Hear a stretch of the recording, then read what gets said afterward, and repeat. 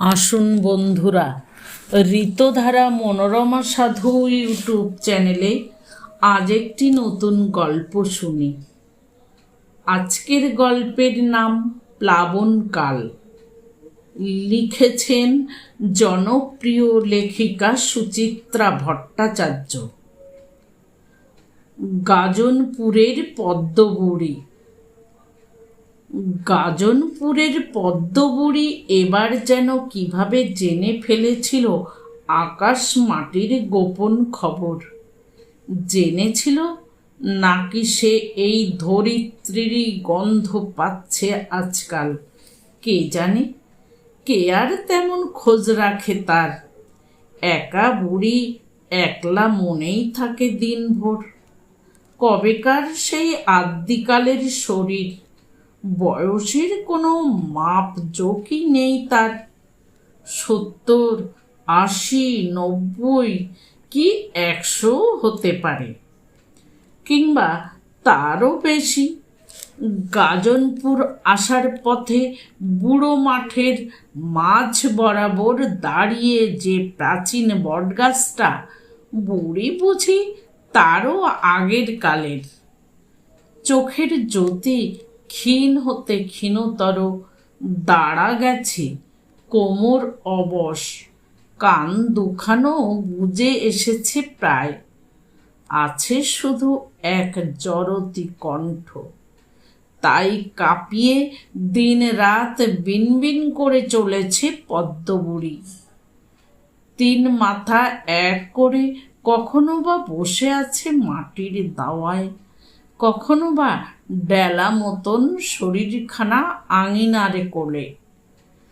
রাং চিতার বেড়ার ধারে সারা সকালটা বসে বসে মানুষের ছায়া খোঁজে বুড়ি। কে যাস রে? হরির বেটা নি কি? হ্যাঁ রে, কি ধান এবার রুইলি বাপ? রূপসাল।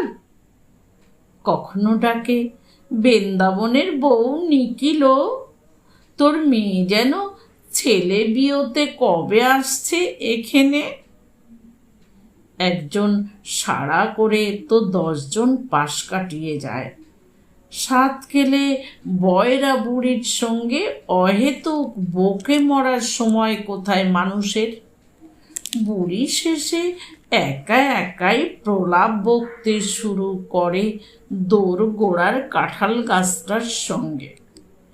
গরু ছাগল সামনে এলে ফিক ফিক হেসে গল্প জমায়। বলি, ও ছাগলি, কার খেতে অমন ডগডগে পালং পেলি রে? চিবো, ভালো করে চিবো। বকম বকম আর বকম বকম, বসে বসে শুধুই কথার চরকা কেটে চলা। তারপর কথায় কথায় বেলা বাড়লে বাবলা ডালের লাঠিখানা ভর দিয়ে বুড়ি কষ্টে সৃষ্টে উঠে দাঁড়ায়। ঠুকুর ঠুকুর নাদ বউদের উঠোনে গিয়ে গন্ধ খোঁজে, গরম ভাতের গন্ধ। লোভী কাকের মতো উকি দেয় ঘরের ভেতর। তোষামোদের গলায় নির্ভেজাল উৎকণ্ঠা, তোর কচিটার জ্বর নাকি রে, আর নামে না? ও রাঙাবু, ওষুধপালা করেছিস কিছু? সোহাগবালা ভেতর থেকে ঝনঝনিয়ে ওঠে। তার খোঁজে তোর কি দরকার? ফের বুঝি এ ঘরে বিষ নজর ঢালতে এসেছিস?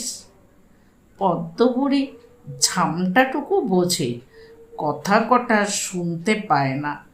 2 হাতে লাঠি চেপে পেঁপে তলায় উবু হয়ে বসে। ঘোলা চোখে পিট পিট তাকায়। রেগে যাস কেন? ছেলে পুলের ব্যারামে মাথা ঠান্ডা রাখতে হয়। এই বেলা তুলসী পাতা কখান ছেঁচে আদা দিয়ে খাইয়ে দে দিকেনি। তুলসী গঙ্গা জল তোর মুখে পড়ুক, ডাইনি রাক্ষসী বুড়ি। খবরদার, যদি কুছায়া ফেলিস আর দুনিয়া শুদ্ধ মানুষ খেয়েও আশ মেটেনি না, মরণ খাকি জমির অরুচি। সোহাগবালার চিৎকার শব্দ হয়ে টুকরো কানে ঢোকে যেন। পদ্মবুড়ি বোঝে আজ এখানে বিশেষ সুবিধে হবে না। রাঙা বউয়ের মেজাজ আজ তাতল আঁচ। তবু বসে থাকে কিছুক্ষণ। গত সনের আগের সনে বড় নাতিটা হঠাৎ একদিন ধড়ফড়িয়ে মরে গেল। সেই থেকে রাঙা বউ এমন পাগল পাড়া। পদ্মবুড়ি নাকি গিলে নিয়েছে বড় নাতিকে। তা বলুক, যা মন বলে। পদ্ম তাকে মাপ করে দেয়। কচি বয়সের বিধবার রাগ গায়ে মাখতে নেই। সাপ দিক, গাল পাড়ুক, মাঝে সাঝে তবু দুটো ভাত পান্তা তাকে দেয়ও বটে রাঙা বউ। ভাবতে গিয়ে সোহাগবালার দুঃখে হৃদয় কাঁদে। শক্তিমানটা তারও কি কম আদরের ছিল? ছেলের ঘরের প্রথম নাতি বলে কথা। যেমন তার নাম তেমনি রূপের জুলুস। এই সাজোয়ান চেহারা, ইয়া একখানি বুকের পাটা। ঠাকমা বলে সামনে এসে দাঁড়ালে আর একটা কার শরীর যেন মনে পড়ে যেত। কাকে যে মনে পড়তো, ছেলে না ছেলের বাপ? পুরনো মুখগুলো ঠিক ঠিক আর মনে পড়ে না এখন। পদ্মবুড়ি ময়লা ছেঁড়া কানি মতন আঁচলখানা তুলে চোখের পিচুটি আর কষ মোছে। সোহাগবালা দুব দুব ঘরে ঢুকে যায়। আরও খানিক বসে থেকে পদ্মবুড়ি ওঠে। এবার সেজোর দৌড়ে যাওয়ার পালা। বলি, ও সত্য, সত্য ঘরে আছিস নি কি? বার কয়েক ডাকার পর হেসেল ঘর থেকে সত্যবানের ডাগর মেয়ে সুন্দরী ভারী তাচ্ছিল্যে জবাব দেয়, বাবা ঘরে নেই, বাঁধের কাজে গেছে। কেন, তার সঙ্গে কি দরকার? বুড়ি শুনতে পায় না, ফের গলা কাঁপায়, অ বৌমা, অ সত্য, গেলি কোথায় সব? ডুরে আঁচলে হলুদ হাত মুছতে মুছতে বেরিয়ে আসে সুন্দরী। হলোটা কি, অত চিল্লাও কেন? তোর মা বাপ ঘরে নেই কেন? কি চাই তোমার? উঠোনটাতে পা দিয়েই গন্ধ পেয়ে গেছে পদ্মবুড়ি। কান যাক, চোখ যাক, নাকটা এখনো ভালোই আছে, বরং দিন দিন সরস হচ্ছে আরো। সেই নাকে ঠিকই ঝাপ কেটেছে সত্যবানের ঘরে সেদ্ধ চাল ফোটার গন্ধ। মরে যাই, কি মধুর ঘ্রাণ! মুখের লাল টপ টপ গিলে নেয় পদ্মবুড়ি। চাইবে কি চাইবে না ভাবতে সময় নেয় দুদণ্ড। না পাওয়ার সম্ভাবনাই বেশি। তবু বলে ফেলে, তোদের ঘরে বুঝি এত বেলায় ভাত নামলো? সুন্দরী মাচা থেকে কুমড়ো ফুল ছিঁড়ছে। পদ্মবুড়ির ফোকলা গালে হাসি ছড়ায়। ফুল ছিঁড়িস কেন? ভাজবি বুঝি? ভাজি না ভাজি তোমার কি? এক মুঠ ভাতের সঙ্গে দুটো গরম ভাজা যদি দিস। বড় নোলা যে। সুন্দরী অবিকল তার মায়ের গলায় কথা বলে, কেন, তোমার পীড়িতের ছোট নাতি খেতে দেয়নি? দিচ্ছিল। হাতের কাঠি কাঠি 5টা আঙুল জড়ো করে দেখায় পদ্ম। পান্তা, এতটুকুন, তাতে মোটে পেট ভরেনি রে মা। ভরবে কি করে? পেট তো তোমার পেট নয়, জ্বালা। সুন্দরীর দাওয়ায় ঝোলানো দড়ির দোলনা থেকে কাঁথা শুদ্ধ ছোট ভাইটাকে তুলে নেয়, ঘুরিয়ে শোয়ায়। তারপর পদ্মবুড়ির পাশ দিয়ে বেড়ার ধারে এসে গলা চড়ায়, ও নুড়ো, ও হেরো, সাবিত্রীর রে, ভাত খাবি আয়। পদ্মবুড়ির ছানি চোখে ভাতের লোভ ক্রমশ হলুদ বরণ ধারণ করতে থাকে। ভাই বোনদের খেতে ডাকিস বুঝি? আহা, বাচ্চাদের খাওয়া হয়নি এখনো, তবে আমি একটু বসি। না না, যাও তো এখন, ভাগো এখান থেকে। মা গেছে শেতলা মন্দিরে পুজো দিতে, এসে পড়ল বলে সেদিনের মতো আবার এমন ঝাঁটার তাড়া দেবে। সুন্দরী এত কাছে দাঁড়িয়ে কথা বলে যে শুনতে কষ্ট হয় না পদ্মবুড়ির। কষ্ট আসে অন্যত্র, দলা বাঁধে গলার কাছে। তাড়া খাওয়া ল্যাংড়া কুকুরের মতো বাইরে ছিটকে আসে, বিড় বিড় করে কি যেন বকে খানিক। তারপর কাশবন মুন্ডুখানা প্রায় মাটিতে ঝুলিয়ে বেড়ার গা বেয়ে হাঁটে। হাঁটতে হাঁটতে পেছন দিকের পুকুর ধারে চলে আসে। শ্যাওলা আর কচুরি পানায় পুকুরটার জল 12 মাসই গাঢ় সবুজ। আশপাশে তেলাকুচো বাসক পাতার জঙ্গল। শুশুনি হেলেঞ্চা কাটানোটেও হামা টেনেছে কোথাও। পুকুর পেরিয়ে পদ্মবুড়ি আরও কিছু দূরের শিরীষ গাছটার নিচে এসে দাঁড়ায়।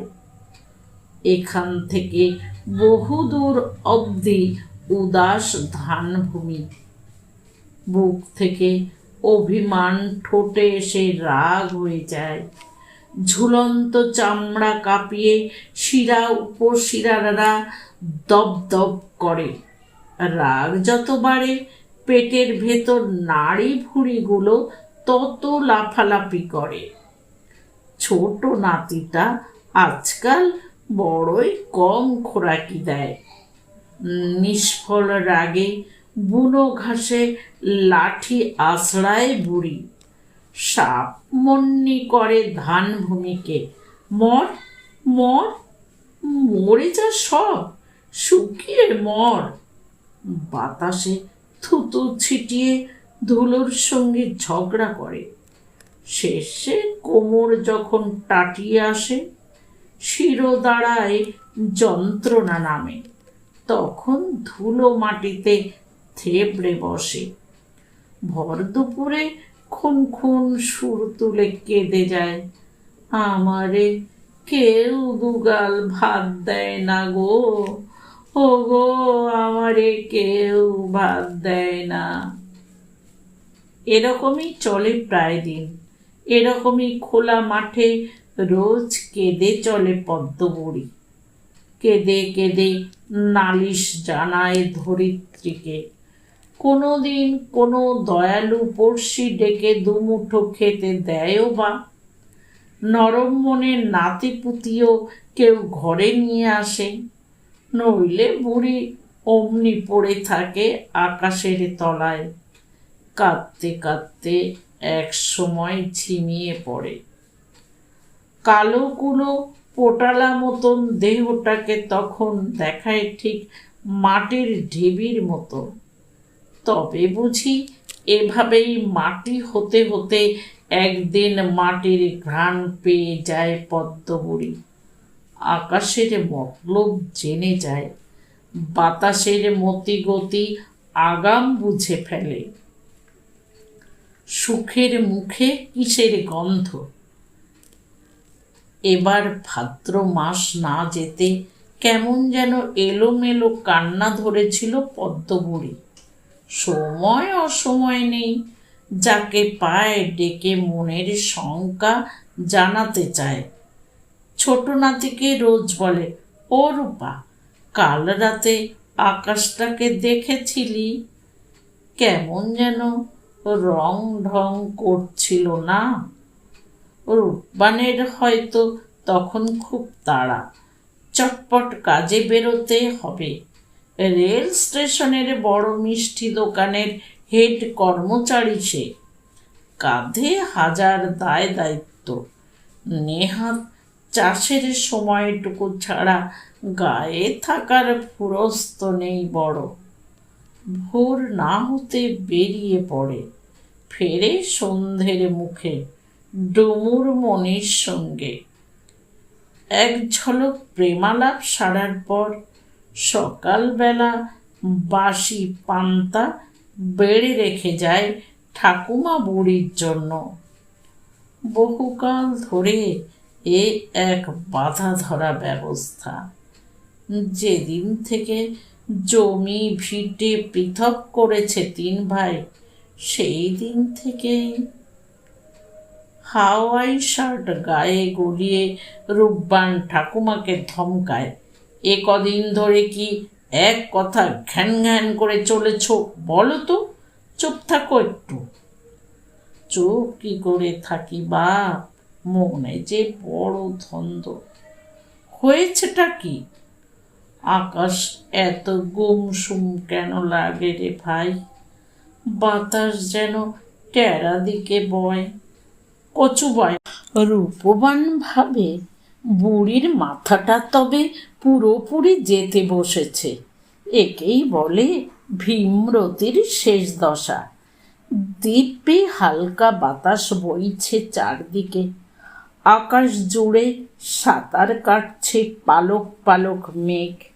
এরপরই তো রং আসবে ধানের বুকে। রূপবান হিসেব করে দেখেছে, এবার তার ফসল মন্দ উঠবে না।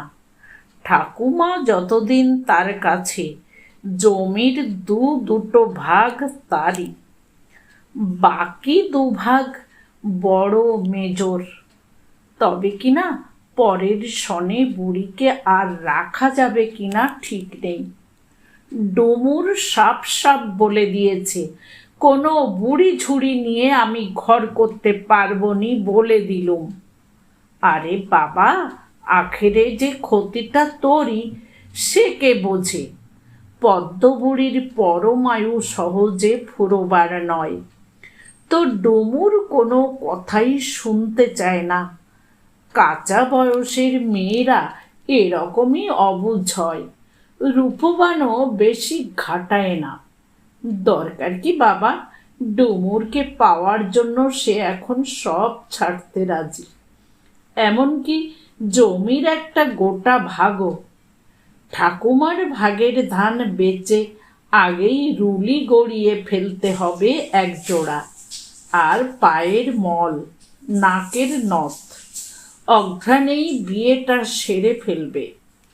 কতদিন আর নিজের ভাত নিজে ফোটানো যায়? ভাবতে ভাবতে ডুমুরের ধ্যানে ভারী বিভোর হয়ে যায় রূপবান। সেই ফাঁকে পদ্মবুড়ি কখন বেরিয়ে যায় বাইরে। মেজ নাতির ভিটের মুখে দাঁড়িয়ে ডাকে, ও সত্য, সত্য রে, জেগেছিস নিকি? একবার বাইরে আয় তো, বাতাস শুকে দেখ দেখি কেমন সোদা সোদা বাস পাস না। সত্তর বউ পারুল চা ছাকতে ছাকতে মুখে আঁচল চাপে। ওই আবার দিন না ফুটতে ভুল বকা শুরু হলো বুড়ির। তা চাও না গো মেজ নাতি, এত করে বলে যখন একবার নয় বাতাস শুকে এসো। সত্যবান সুখ টান দেয় বিড়িতে। এবার মনে হয় বুড়ি মরবে। সে গুড়ে বালি, আরো 1000 বছর বাঁচবে ওই বুড়ি। তোমার চতুর ছোট ভাই ঠিক কল করে বাঁচিয়ে রাখবে তাকে। সোহাগবালার বড় ছেলেও একই কথা বলে মাকে, ও বুড়ির মরণ নেই রে মা, তুই যা ভাবিস। সোহাগবালা ফোঁস ফোঁস শ্বাস ফেলে। দাওয়া থেকেই দেখা যায় পদ্মবুড়িকে লাঠি হাতে টলমল এগিয়ে চলেছে। দিনভর এখন ঘুরবে পড়শিদের দৌড়ে, পথ আটকাবে মানুষজনের। ও আমার চাঁদ, আকাশটাকে ভালো করে দেখ না রে ভাই। বাঁধন ভাঙা ঝড় এলো। ঝড়টা উঠেছিল ঠিক বিকেলের মুখে।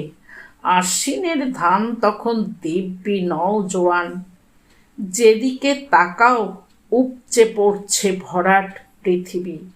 ঘরে ফেরার মুখে গুনগুন গান ধরছিল রূপবান।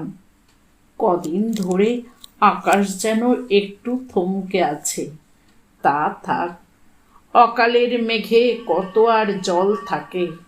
বুড়ো মাঠ ভেঙে কাঁচা রাস্তায় উঠেছে কি ওঠেনি। একটা দমকা বাতাস এলো উত্তর দিক থেকে। আকাশ পাড়ের নিরীহ মুখ মেঘগুলো চমকে উঠেছে সঙ্গে সঙ্গে। রূপবান ঢোলকলমির ঝোপের পাশে দাঁড়িয়ে গেল। ব্যাপারটাকে বোঝার আগেই আর এক প্রস্থ বাতাস দৌড়ে এসেছে। ঝামর ঝামর নেচে উঠল ধুলোবালি। উত্তরকে রুখতে দেখ না দেখ তেজি হাওয়া ছেড়ে দিয়েছে দক্ষিণ। বাতাসে বাতাসে যুদ্ধ বেঁধে গেল। অট্ট হাসিতে ফাটছে বাতাস। গাছ গাছালের ঝুঁটি চেপে উন্মাদ নাচ নাচছে। রূপবান তাড়াতাড়ি পা চালাতে চাইল। হঠাৎ কি আজব ঝড় উঠল রে বাবা। ঝড় নয়, যেন লক্ষ লক্ষ ঘোর সৈন্য দাপাদাপি শুরু করেছে। তুফানি ঝাপটায় গোটা একটা নারকেল গাছ শুয়ে পড়ল ভুঁয়ে। আকাশও সেই তালে ক্রমে খেপছে। পাগলা ষাঁড়ের মতো বার কয়েক হুঙ্কার ছাড়ল। মেঘ ঝলসে ফুঁসে উঠল বিদ্যুৎ। রূপবান ছুটতে শুরু করলো। ছুট ছুট, পায়ে পায়ে জড়িয়ে যাচ্ছে ঝড়। আছড়ে কামড়ে ফেলে দিতে চাইছে মাটিতে। ধুলোবালির ঝাপটে চোখ কানা হবার জোগাড়। ঘরে পৌঁছনোর আগেই গলগলিয়ে বৃষ্টি নেমে গেল। 10 দিক আধার আধার। কাদের যেন ছাড়া ছাগল প্রাণ ভয়ে কাঁদছে। পাশ দিয়ে ফকির মণ্ডল দৌড়ে গেল। পালারে রূপো, আকাশ মাতাল হয়ে গেছে। মাতাল বলে মাতাল, অমন ভয়ানক মাতাল বাপের জন্মে দেখেনি কেউ। গোটা রাত অন্ধকারের ঘাড়ে চেপে ঝড় বৃষ্টির সে কি তাণ্ডব খেলা। গাছ ভাঙছে, চাল উড়ছে, কান ফাটিয়ে ধুম ধুম ডাক ছাড়ছে বৃষ্টি। শেষে ভোর এলে পরে একটু যেন শান্ত হলো পৃথিবী। আর তখনই মূল দুঃসংবাদটা এসে পৌঁছল গাজনপুরে। সারা রাতের বর্গি ঝড়ে ভেঙে গেছে দক্ষিণের অনেকগুলো সরকারি ভেড়ির বাঁধ। কতগুলো ভেঙেছে হে? 5, 10? কেউ ঠিক উত্তর দিতে পারে না। সর্বনাশের আতঙ্কে কাঁপছে মানুষ। গ্রামের পর গ্রাম ডুবিয়ে ছুটে আসছে মুক্ত জলের স্রোত। আসছে গাজনপুরের দিকেই। গভীর রাতে কখন গাজনপুরের ঝড় গিয়ে হামা দিয়েছিল ফেরিগুলোর বাঁধে। ঘাড় ধরে যেন টেনে তুলেছিল বন্দি জলরাশিকে। তারপর ধাক্কা মেরে তাদের পাঠিয়ে দিয়েছে গাজনপুরের দিকেই। যে পথ দিয়ে সে আসে, থাবা মেরে ভেঙে দেয় ঘরবাড়ি, ডুবিয়ে দেয় সদ্য যুবতী ধান গাছ, ভাসিয়ে নিয়ে চলে গরু, ছাগল, ভেড়া কিংবা অসাবধানী কোনো মানুষজন। মাকালতলা ডুবে গেছে, নবীন পুকুর ডুবুডুবু, গাজন পীর ভাসালো বলে। দিশেহারা মানুষগুলো এলো পাথারিক আশ্রয় খুঁজছে। মেয়ে বউদের কান্না আর শিশুদের ভয়ার্ত চিৎকারে জল আসার আগেই বানভাসী হলো গাজনপুরের মানুষ। ধানের বদলে মাছ, টাক ডুমাডুম ডুম। 7 দিন পর রাস্তার জল কোমর ছেড়ে হাঁটুতে। রেল লাইনের উঁচু পাড় থেকে একে একে ঘরে ফিরল সকলে। সত্যবানের ঘর মুখ থুবড়ে পড়েছিল ঝড়ের রাতেই। কিছু বাসন কোসন, বিছানা কাপড় আর গোপন কটা টাকা নিয়ে সে সদল বলে চলে গিয়েছিল রেল লাইনে। সোহাগবালারা উঠেছিল বামুন বাড়ির পাকা দালানে। ঠাকুমাকেও সেখানে তুলে দিয়ে এসেছিল রূপবান। ঝড়ের রাতেই একদিকের চাল উড়ে হাহা করছে তার ঘর। তাই দেখে মরা কান্না আর থামে না পদ্মবুড়ির। ওরে, আমি এখন কোন ঠায়ে ঘুমুবো রে? আমার ঘর নাই রে, কোথায় বসে তবে পান্তা খাই? তো বুড়ির কান্না তখন আর কে শোনে? জল নামার পর গাজনপুরের মানুষ তখন বেজায় ব্যস্ত। সরকারি ফিশারির বাঁধ ভাঙা নতুন আশার হাত বোলাতে শুরু করেছে যে। ধানের জন্য কাদার সময় পেল না মানুষ। ঘরের দিকেও ফিরে তাকানোর সময় নেই। সময় কোথায় গরু ছাগলি বা খোঁজার? রূপলি রাজকন্যের মতো ঝাঁক মাছ চিকমিক নেচে বেড়াচ্ছে সর্বনাশা বেনু জলে। যেদিকে তাকাও শুধু মাছ আর মাছ। পথের ওপর যেখানে সেখানে বড় বড় তক্তা চৌকি পেতে জাল ফেলতে বসে গেছে গাজনপুরবাসী। এক এক জালে উঠে আসে ইয়া ইয়া রুই, কাতলা, তেলাপিয়া, পাবদা। আরো আসত গো, শালা নবীন পুকুর সব আগে ধরে নিচ্ছে।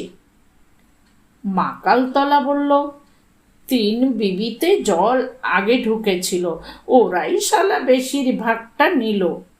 রূপবান, সত্যবান, এমনকি সোহাগবালার কিশোর ছেলেটাও জলে ছুটেছে মাছ শিকারে। বামুন বাড়ির উঠোনেও জলকন্যের দল তীর তীর সাঁতার কাটছে। কচি কাচারা জল পোকার মতো গোটা দিন ঘুরতে লাগলো জলে। মাটি কাদা মাখামাখি হারানের ছেলে ডুব দিয়েই লাফিয়ে উঠল, এই দেখ আর একটা ধরলাম। দেখা দেখি সোহাগবালার রোগা ছেলেটাও হাত নাচালো, আমিও পেয়েছি সিলভার কাপ। পদ্মবুড়ি শ্যাতানো দালান থেকে শিশুর মতো হেসে উঠল, আমায় দে, আমায় দে একটা। সোহাগবালার ছোট ছেলে এইটুকুনি এক পুঁটি মাছ দিয়েছে বুড়ির হাতে। তাই পেয়ে বুড়ি আহ্লাদে ডগমগ। ধান পচেছে, ঘর ভেঙেছে, এখন উপায় কি? আর কটা দিন সবুর করো, পুকুর চষেছি। কার পুকুর? কে এসে কখন ভরে দিয়ে যায়? জল সরার পর গাজনপুরের সব পুকুর মাছে মাছে থই থই। ধানের বদলে মাছ এসেছে ঘরে। মাছ সামলাতে গাজনপুরের মানুষ ছুটেছে যে যার পুকুর বাঁধতে। পুকুর বাঁধো হে, আগে নিজের পুকুর বাঁধো। 5 জনের মতো পদ্মবুড়ির নাতিগুলো হাত লাগালো পেছন বাগের পুকুরটাকে বেঁধে ফেলতে। কার মাছ কে খায়? চারদিক ভালো করে দেখে নিয়ে চুপড়ি জালটা খপাত জল থেকে তুলল পারুল। এবার কয়েকটা সরপুটি আর মৌরলা উঠেছে। আগের ক্ষেপে উঠেছিল গোটা কয়েক চারাপোনা। মোট আজ মন্দ উঠল না। খুশি খুশি মনে সজনে তলায় পাহারারত মেয়েকে ইশারায় ডাকলো, হাঁ করে দাঁড়িয়ে থাকিস নি, এগুলোকেও তাড়াতাড়ি গামছায় বেঁধে ফেল, হেসেল নয়, একেবারে ঘরে তুলে রাখবি। বাস রে বাস, 5টা মাত্র জালে কতগুলো মাছ উঠেছে।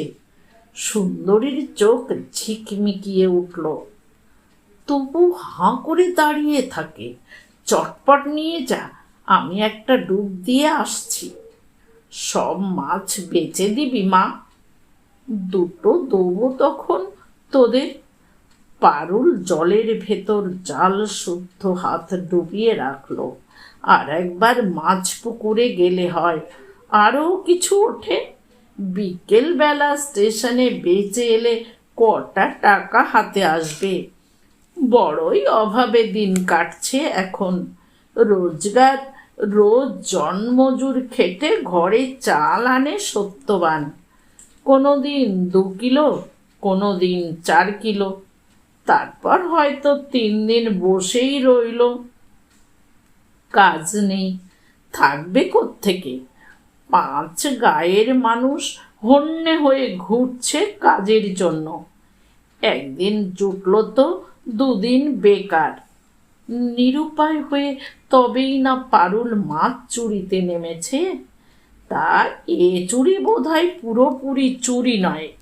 মাছ যদি হয় পুকুরের, তবে সে পুকুরে এখন পারুলদের ভাগ পাক্কা 5 আনা। তাও এই ভাগাভাগিতে রূপবান কি সহজে রাজি হয়? তার দাবি জমির মতো পুকুরেরও হিসেব হোক। ঠাকুমার 4 আনা, তার 4 আনা, পুরো 8 আনাই তাকে দিতে হবে। সত্যবান বললে, তা কি করে হয়?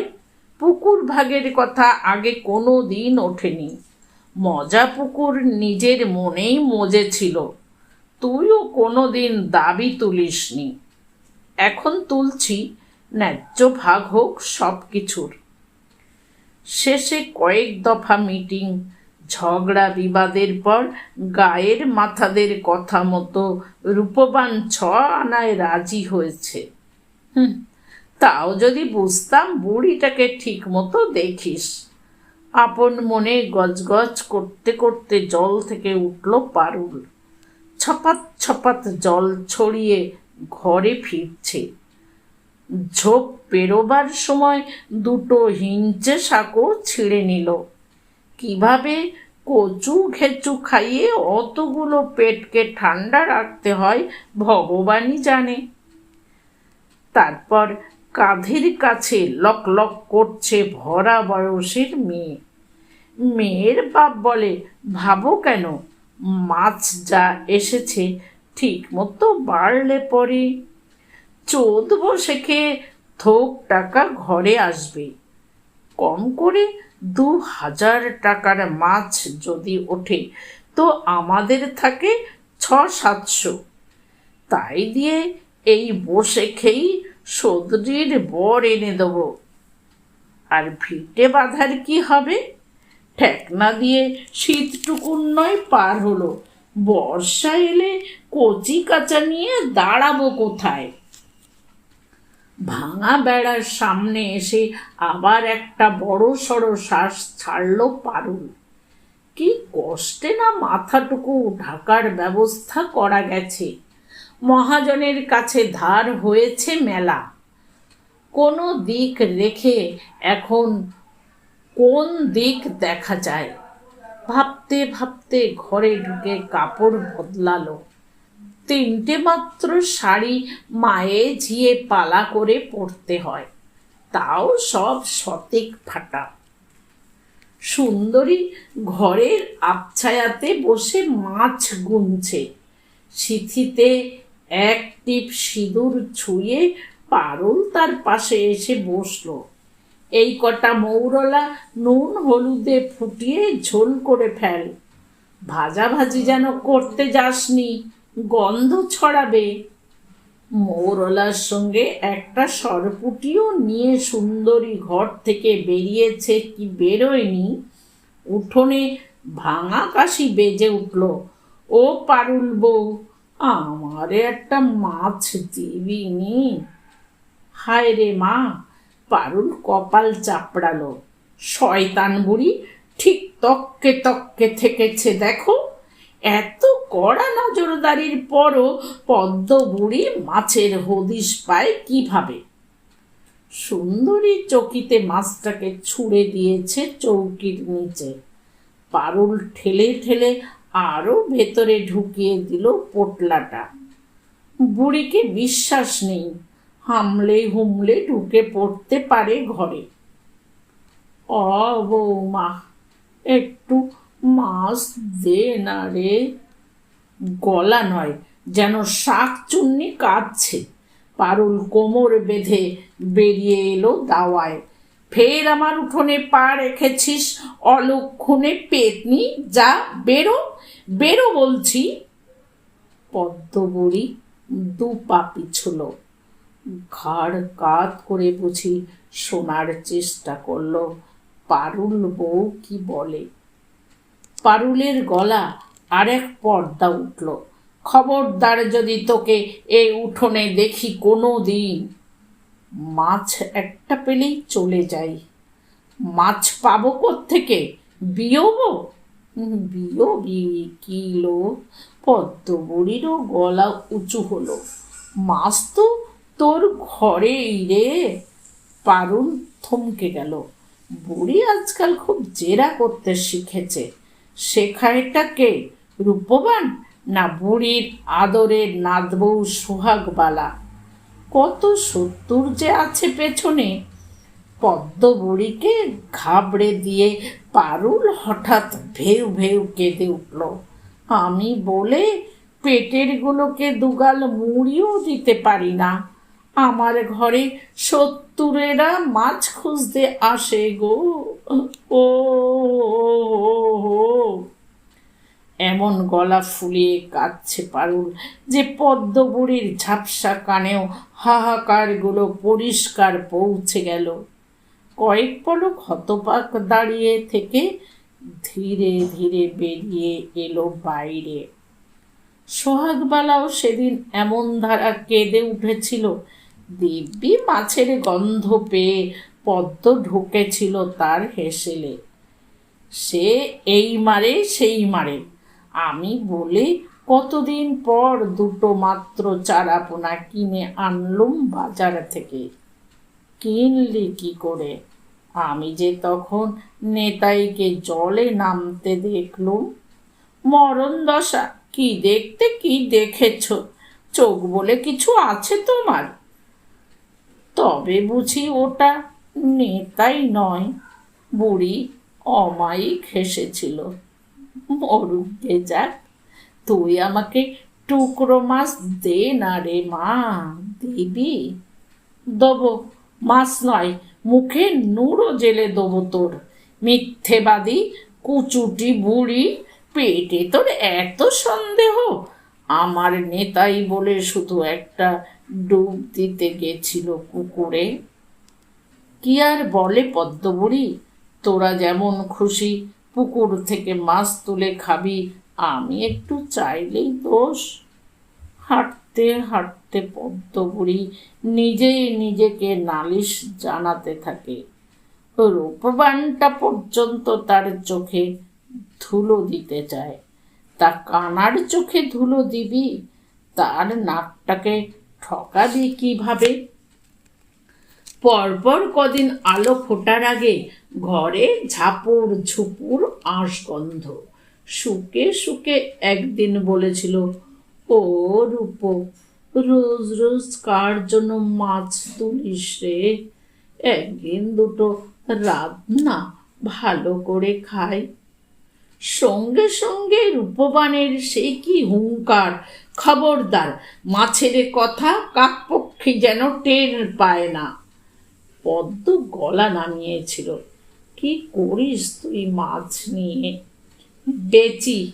রূপবানের শটান জবাব, টাকার দরকার বুঝলি? ধান কটাকে তো বান মেরে শেষ করেছিস। পদ্মবুড়িও রেগে উঠেছিল ঝপ করে। তবে আমার একানা আমারে দিয়ে যা। হায় রে বাপ, শুনে নাতির কি তরপানি। আশ্বিনের আকাশও বুঝি অমন ধারা লাফালাফি করেনি এবার। ভয়ে চুপ মেরেছে পদ্মবুড়ি। শুধু ভরা দুপুরে একলা বসে পেটের কথা গল গল উগরে দেয় গাছ মাটির কাছে। চিরকালের হেলা ফেলার পুকুরটা তখন ছল ছল ঢেউ তোলে, চঞ্চল মাছ লাফায় ঘূর্ণি দিয়ে। পদ্মবুড়ির দৃষ্টি অত দূরে পৌঁছয় না। কান্নার মনে সে কেঁদে যায়, আমারে কেউ একটা মাছ দেয় না গো।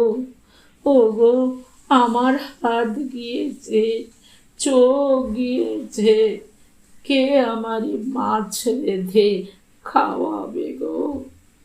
কাঁদতে কাঁদতে বুড়ি ঘুমিয়ে পড়ে। বুড়িকে ঘুমোতে দেখলে সোহাগবালা পা টিপে টিপে পুকুরে আসে। এ সময় জলের বুক বড় শীতল, পা ছোঁয়ালেই শরীর শিউরে ওঠে। তবে এখনই সুযোগ। মেজ বউ মেয়েকে নিয়ে স্টেশনে গেছে, দেখে নিয়েছে সোহাগবালা। ছেলে মেয়েদের দল সব খেলতে গেছে বুড়োর মাঠে। সোহাগবালা বড় সাবধানে জল সরায়, শব্দ হলেই ডুব দেয় গভীরে। জল থেকে ঘুমন্ত বুড়িকে দেখতে দেখতে একবার বুঝি মায়া হয়। শেষ কার্তিকের দুর্বল রোদে গাছের পাশে আগাছা হয়ে গেছে, ডেকে তুলে এক টুকরো মাছ খাওয়াতে স্বাদ হয়। পরক্ষণে মন পাল্টায়, পাগল নাকি, একবার দিলেই বুড়ির নোলা বাড়বে। তার ওপর যা পেট আলগা, ভ্যাক ভ্যাক চাউর করে দেবে 10 দিকে। তখন সোহাগের মুখ থাকে কোথায়? সোহাগিনা বড় গলায় দেওরদের বলেছে পুকুরের মাছ পুকুরে বাড়তে দিতে হবে, কেউ চুরি করতে পারবেনি। চৌদ বসেকে পুকুর ছেঁচা হলে হক কথা, সায় দিয়েছিল সকলেই। বাড়তে দিলে মাছ কালে সোনা হবে। সোহাগবালা আলতো জল ছড়িয়ে একচোট হাসলো মনে মনে। কে কাকে পাহারা দেয়, কে করে চুরি? গাজনপুরের ঘরে ঘরে পুকুর নিয়ে দাঙ্গা লেগে গেছে। মণ্ডলদের ঘরে ভাইয়ে ভাইয়ে হাতাহাতি হয়ে গেল পরশুদিন। সর্দারদের তো মুখ দেখা দেখি বন্ধ। ধান ডুবিয়ে এবার মজার কল করেছে বসুমতী। মাকালতলায় কাদের পুকুরে যেন রাতারাতি জাল ফেলে মাছ উড়িয়ে নিয়েছে ডাকাতের দল। সোহাগবালার 2 ভুরু জড়ো হলো। তবে তাদের গায়েও কি ডাকাত ঢুকছে আজকাল? গহীন রাতে মাঝে মাঝেই ছপ ছপাত জাল ফেলার শব্দ হয় যেন। মাছ লুটতে ডাকাত আসে না অন্য কেউ? রূপবানটাই কি কম বড় ডাকাত নাকি? সোহাগবালা পেছনের জানলা থেকে উঁকি দিয়ে বোঝার চেষ্টা করেছে। আওয়াজ পেলেই সব চুপ হয়ে যায়। সাহস করে লম্ফ হাতে একদিন বেরিয়েও ছিল। তবে তো রূপবান নয়, সত্যবান তো নয়, সে ভারী ভীরু প্রকৃতির। ভালো মানুষ মতন, অনেকটা সোহাগবালার স্বামী যেমন ছিল। শক্তিমানকে মনে পড়তে জলের কোলে পাথর হয়ে গেল সোহাগ। জাল পাততে ভুলল। সেই লোকটা পাশে থাকলে আজ এই দশা হয়? নিজেরই ভাগের পুকুরে আসতে হয় সিধেল চোরের মতো, নাকি এক ফোঁটা ছেলে নিতাইকে পাঠাতে হয় পরের দ্বারে কাজ করতে?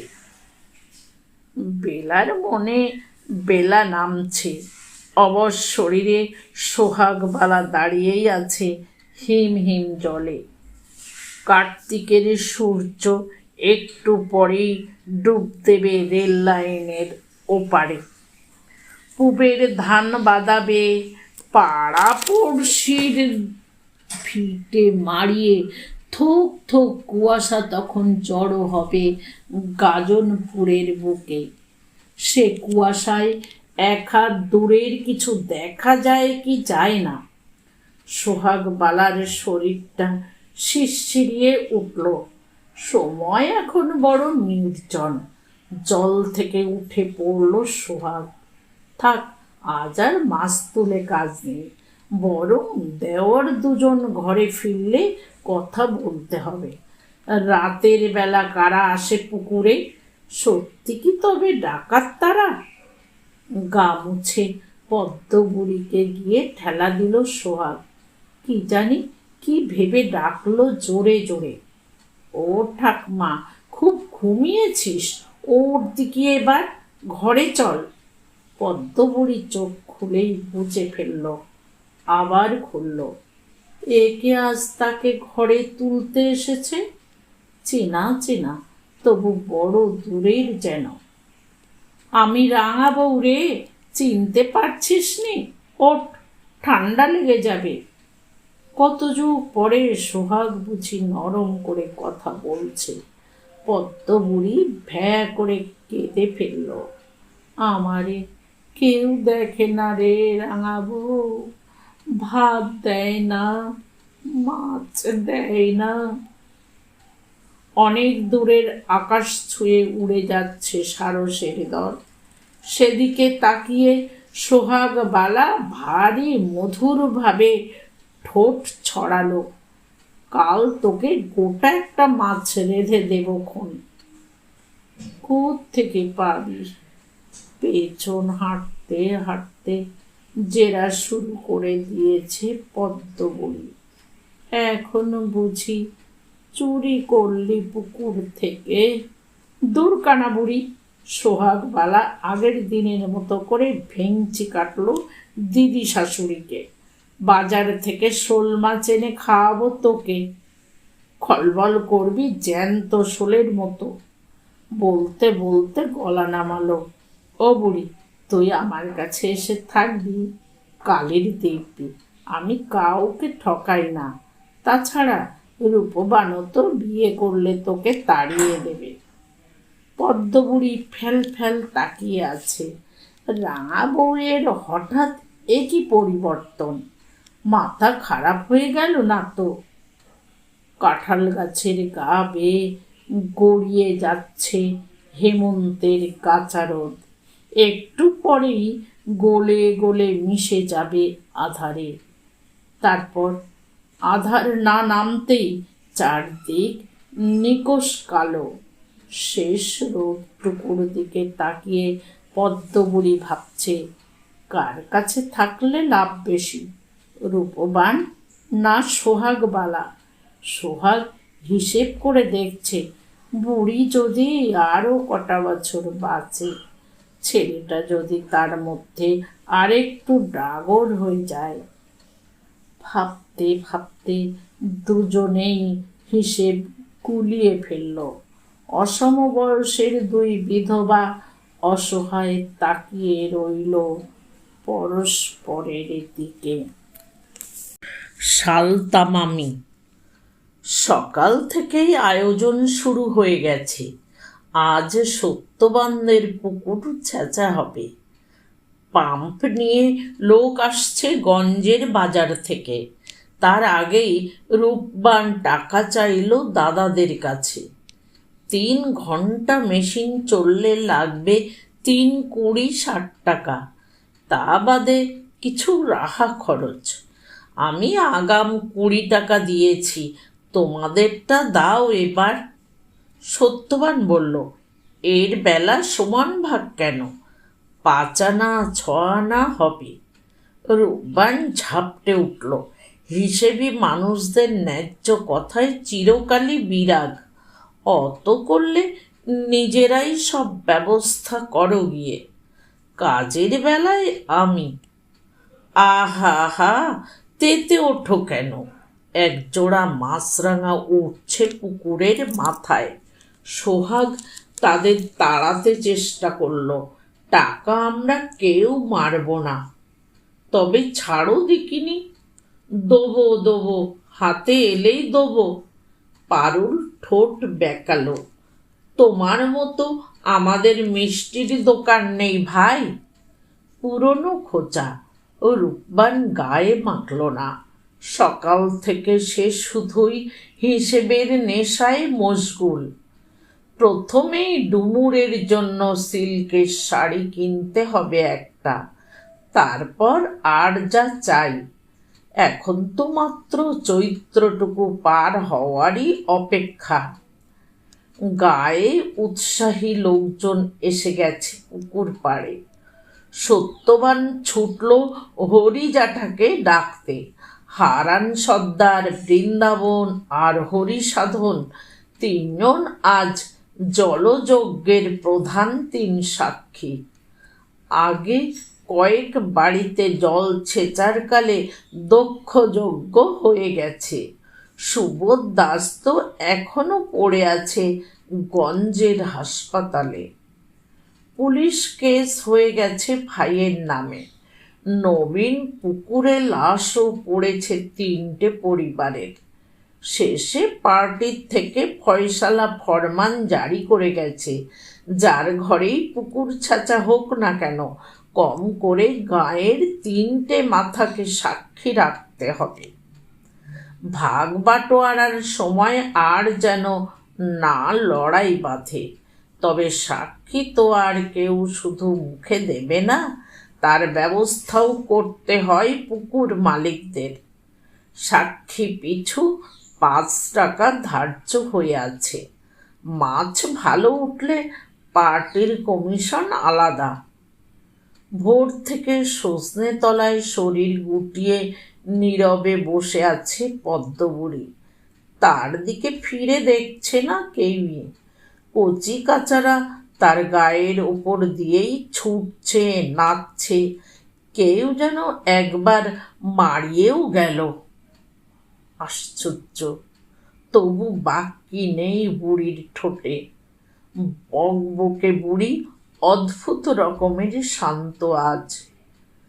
জুলজুল চোখে শুধু তাকিয়ে আছে টিলটিলে পুকুরটার দিকে। প্রথম গ্রীষ্মের নবীন তাপ ছড়িয়ে পড়েছে চারদিকে। চৈত্রের দামাল ধুলো উঠছে যেমন তেমন। বড় নিঃশব্দে ঘন হচ্ছে রোদ। শেষে আরও বেলায় সকলে যখন অধৈর্য প্রায়, তখন এলো মেশিন। চোঙা প্যান্ট পরা টেরি বাগানো মেশিন চালক এসেই জায়গা মতো বসিয়ে দিল পাম্প সেট, জেনারেটর। যান্ত্রিকভাবে তাকালো সবার দিকে। জল কভাগ হবে? মোট 3 ভাগ। প্রথম ঘন্টা জল যাবে বড়র জমিতে, দ্বিতীয় ঘন্টা মেজর, বাকিটা। তা কি করে হয়? রূপবান আপত্তি জানালো। 3 ঘন্টা পাম্প চললে বেশি সময় আমার জমিতে দিতে হবে। বিজ্ঞ মেশিন চালক ঘাড় ঝাঁকালো। জলভাগ নিয়েই যে প্রথম বিবাদের সূচনা হয় তা সে হামেশাই দেখছে। 3 ঘন্টার বেশিও চলতে পারে পাম্প, যেমন জল থাকবে। ঠিক আছে, তবে না হয় শেষের ভাগটাই আমার। তা কেন? সোহাগ বালার ঘাড় শক্ত হলো। ঠাকমাকে সে যদি আর নাই রাখে? রাখবো কিনা এখন তার বিচার হবে কেন? আরে বাবা, থামো দেখি তোমরা। সাক্ষীদের মধ্যস্থতায় দ্বিতীয় দফার ঝগড়া শুরুতে থামল। ঠাকমাকে নিয়ে পরে নিকেশ করো বসে। পারুল সত্যবান কোনো দিনই পদ্মবুড়ির দায়িত্ব নিতে চায় না। তারাও আগ্রহ দেখালো না বিশেষ। মেশিন চালু করে দাও হে, বেলা যায়। ভটভট মেশিন ডাকতে শুরু করেছে। জল উঠে আসছে বানের স্রোতের মতো, পাইপ থেকে ছিটকে যাচ্ছে সোহাগবালার জমিতে, ভেজে উঠছে মাটির শরীর। জল কিছুটা নামতে ইয়া বড় এক খেপলা জাল পড়ল পুকুরে। মাকালতলার ইয়াসিন জেলে চারটে লোক নিয়ে জলে নেমেছে। তাদের দিতে হবে মোট 4-10-40 টাকা। হেইয়ো, এবার জাল গোটাচ্ছে জেলেরা। পাড়ে উঠল। কাঁটা আগেই টাঙিয়ে রেখেছিল ইয়াসিন। খোল, শামুক, ঝাঁজ আর কচুরিপানা বেছে ফেলে মাছ চড়ল পাল্লায়।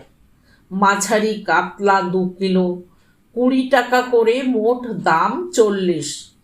কালবোস 1.5 কিলো, খোলসে 1 কিলো 250, সিলভার কাপ 1 কিলো 300, শোল 850 গ্রাম। প্রথম দফায় মাছ উঠল 153 টাকার। প্রথম ঝাঁকে মাছ কমই ওঠে হে, জল বেশি। তা বলে এত কম? রূপবানের অবিশ্বাসী চোখ দাড়িপাল্লা ঘুরে জলের দিকে স্থির। দ্বিতীয় দফায় বড় মাছ 312 টাকার। এবার একটু বেশি। জল ক্রমশ কমছে। পাইপের মুখ শক্তিমানের জমি হয়ে সত্যবানের খেতে। মাছ দেখতে হুড়মুড়িয়ে ভিড় করছে বাচ্চারা। রূপবান খেকিয়ে উঠল, এখানে এখন গোল করিস না তো, ভাগ সব, সরে যা। পুরুষেরা উবু হয়ে বসল পুকুর পাড়ে। সোহাগবালা পারুলদের দৃষ্টি ঝুলন্ত কাঁটার দিকে পলকহীন। এ ক্ষেপে আরও যেন মাছ ওঠার কথা ছিল। যেমন আছে তেমনই তো উঠবে বাপু। তৃতীয় দফায় চুনো জলে মৌরলা 2 কিলো 100, চুনো পুঁটি 1.5 কিলো, কই তেলাপিয়া 3 কিলো 400, ছোট ট্যাংরা 1 কিলো 600। পাইপ ঘুরেছে রূপবানের খেতে। জলের টানে ছিটকে আসছে কিছু বেওয়ারিশ কুচো চিংড়ি। তিড়িং বিড়িং লাফ কাটছে ভেজা মাটিতে। কুচো কাচার দল দৌড়ল সেদিকে। চতুর্থ দফায় জালে কটা মাত্র মাছ, বাকি শুধু কাদা, শামুক, জলঝোপ, ঝিনুকের খোল। কি কাণ্ড! অত মাছ তবে গেল কোথায়? কম করেও 2000 টাকা। ইয়াসিন দাঁত বার করে হাসছে। সব পুকুরেই এক দশা গো, কার মাছ কে খেয়েছে ঠিকই তার কথা নয়, যেন ফুটন্ত তেলে জলের ছিটে। যেন এই বাক্যটুকুরই অপেক্ষায় ছিল হতাশ মুখগুলো।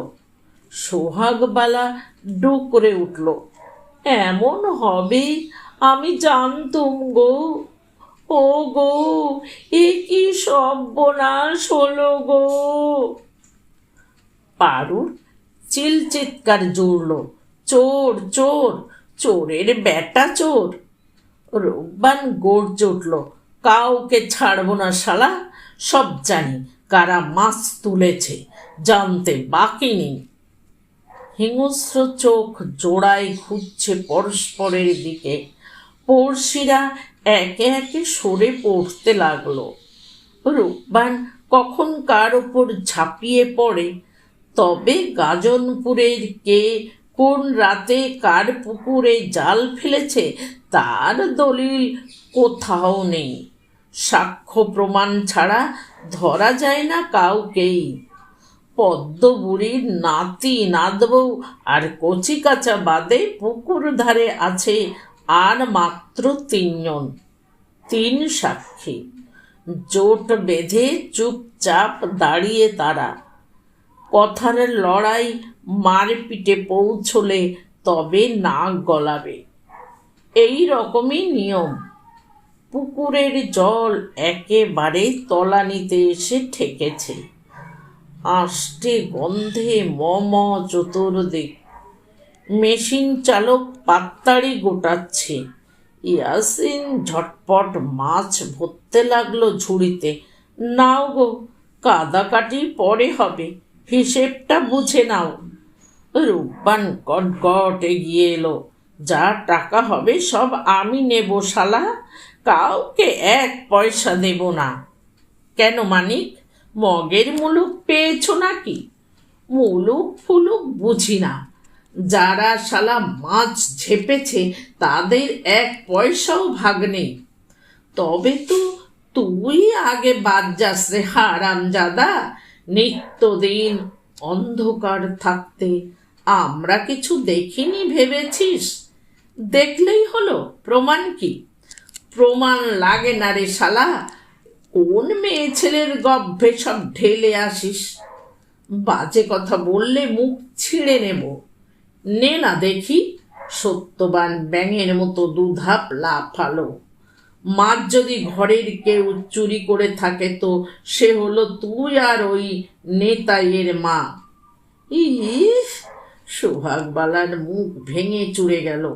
আমার নাম মোটে নেবেনি বলে দিলুম, খবরদার। কেন রে, তুই কোন মহাজনের বিটি? পারুলের চোখ দপদপ জ্বলছে। হাতে নাতে 5 বার আমি ধরেছি তোকে। সে তো তুইও কতবার ধরা পড়েছিস, জলে নামার নামে চুপড়ি ফেলে।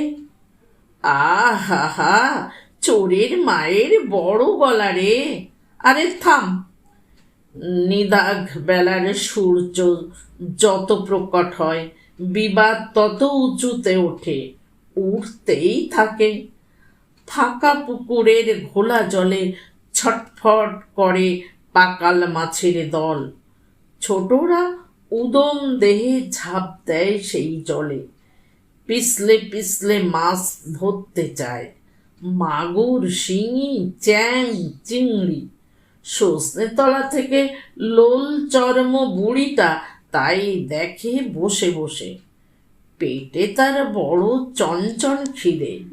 বুঝতে পারে এ খিদে আজও মিটল না।